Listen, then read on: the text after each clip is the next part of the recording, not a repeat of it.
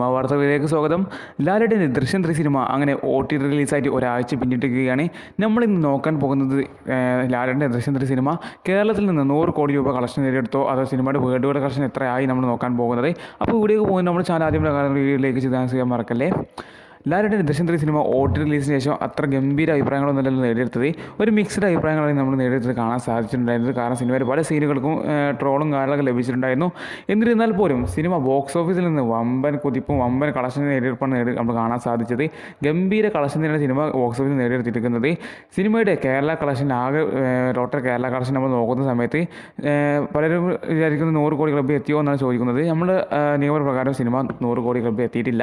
Cinema 91 കോടി രൂപയുടെ അടുത്താണ് സിനിമ കേരള കളക്ഷനായി നേടിയെടുത്തിരിക്കുന്നത് നമുക്ക് പറയാൻ സാധിച്ചത്. സിനിമയുടെ വേൾഡ് വൈഡ് കളക്ഷനായി സിനിമ ആകെ വേൾഡ് വൈഡ് കളക്ഷൻ നേടിയിരിക്കുന്നത് 245 കോടിക്ക് മുകളിലുള്ള കളക്ഷനാണ് സിനിമ ആകെ വേൾഡ് വൈഡ് കളക്ഷൻ നേടിയിരിക്കുന്നത്. സിനിമയുടെ കേരള കളക്ഷൻ 91 കോടി രൂപയോളമാണ്.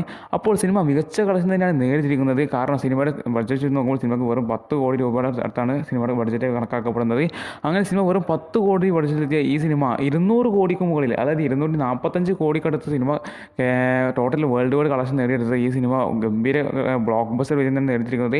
കേരളത്തിൽ നിന്ന് 90 കോടി രൂപ ലഭിക്കുക എന്ന് പറഞ്ഞാൽ ചില്ലറ കാര്യമൊന്നുമല്ല. എന്തായാലും ഗംഭീര ബോക്സ് ഓഫീസ് കളക്ഷൻ തന്നെയാണ് ഈ സിനിമ നേടിയത്. OTT റിലീസിന് ശേഷം അത്ര വലിയ റെസ്പോൺസ് അല്ല കിട്ടിയതെങ്കിലും പോലും സിനിമയ്ക്ക് നല്ലൊരു, എനിക്കൊരു പേഴ്സണലി സിനിമ ഓക്കെ സിനിമയായിട്ട് എനിക്ക് തോന്നി, ഒരു ബെറ്റർ സിനിമയായിട്ട് എനിക്ക് തോന്നി. നല്ലൊരു സിനിമയായിട്ട് ഞാൻ കണ്ടത്. തിയേറ്ററിൽ നിന്ന് കണ്ടപ്പോൾ നല്ലൊരു ഡിജിറ്റൽ ഫാൻറ്റസി വെക്കാൻ പറ്റിയ ഒരു അടിപൊളി സിനിമയായിട്ട് എനിക്ക് തോന്നിയിട്ടുണ്ടായിരുന്നു. ഒരു ബെറ്റർ ആയിട്ടുള്ള സിനിമ തന്നെയാണ്. എന്നിരുന്നാൽ പോലും സിനിമ ഗംഭീര കളക്ഷൻ തന്നെയാണ് ഈ സിനിമ നേടിയെടുത്തത് ബോക്സ് ഓഫീസിൽ നിന്നും.